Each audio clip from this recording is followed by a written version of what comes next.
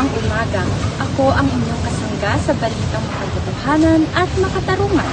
Narito ako sa Quezon City Science High School para sa ginaganap na Division 2nd Diary Press Conference. Ngayong Sabado, ikapito ng Disyembre, nagsama-sama ang mga kumbok mula sa iba't ibang group category tulad ng collaborative online publishing, online desktop publishing, at radio broadcasting. So, yung mga common na na-encounter ko sa pag-prepare dito sa Division Press Conference is yung time management. Kasi, ang daming schoolworks.